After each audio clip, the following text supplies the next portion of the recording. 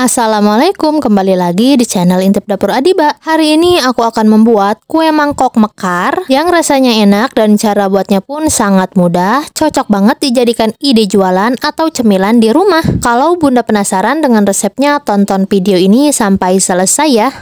Oke, langkah pertama masukkan tepung beras, tepung terigu, gula pasir, dan sedikit garam. Lalu aduk semua sampai tercampur merata. Tambahkan sedikit demi sedikit air putih. Ini airnya suhu ruang. Oh ya bun, untuk semua bahan, semua takaran sudah aku tulis jelas di kolom description box. Jadi tinggal dicek aja ya. Lalu tambahkan 1 sendok makan Pernipam atau ragi instan. Lalu aduk kembali sampai semua bahan tercampur merata. Kalau semua bahan sudah tercampur merata, ini akan aku diamkan sekitar 20 menit dan aku tutup menggunakan kain bersih. Setelah didiamkan, ini adonan akan ada gelembung udaranya dan akan aku hancurkan dengan cara dikocok atau diaduk menggunakan whisker tadi. Lalu akan aku tambahkan juga vanili bubuk, setengah sendok teh baking powder, dan beberapa tetes pewarna makanan warna ungu.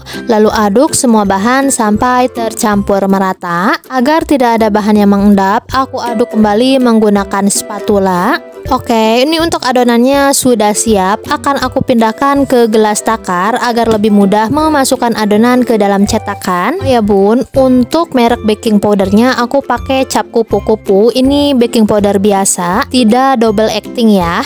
Oke, langkah selanjutnya panaskan cetakan terlebih dahulu sekitar 5 menitan saja. Gunanya agar mengeluarkan kue dari cetakannya itu lebih mudah. Kalau cetakannya sudah dipanaskan, langkah selanjutnya masukkan adonan ke dalam cetakan. Ini adonannya pastikan ya sebelum dimasukkan harus diaduk dulu agar semua bahan benar-benar tercampur merata. Dan untuk memasukkan adonan ke dalam cetakannya itu harus penuh ya, agar pas matang nanti kuenya itu hasilnya mekar. Dan untuk cetakannya jangan ditaruh berdekatan ya, karena nanti kan hasilnya bakalan mekar. Kukus adonan menggunakan api besar sekitar 15-20 menit. Setelah 15 menit dikukus, ini kue mangkoknya sudah matang, tapi hasilnya tidak mekar semua. Ada beberapa yang tidak mekar. Kira-kira kenapa ya bun? Padahal kan adonan, cetakan, dan waktu mengukusnya juga sama, tapi hasilnya beda-beda.